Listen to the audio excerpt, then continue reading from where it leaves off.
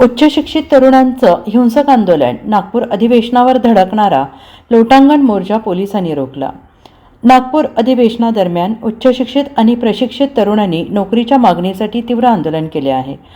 मुख्यमंत्री कार्य प्रशिक्षण योजनेअंतर्गत 11 महिने प्रशिक्षण घेतल्यानंतर त्यांना नोकरी मिळालेली नाही आणि सरकारने दिलेले मानधनही दिले नाही, असा त्यांचा आरोप आहे। या आंदोलनात पोलीस आणि आंदोलक तरुण यांच्यात झटापट झाली। या तरुणांनी सांगितले की त्यांना 8 ते 10 हजार रुपये मानधन मिळणार होते, परंतु तेही मिळाले नाही।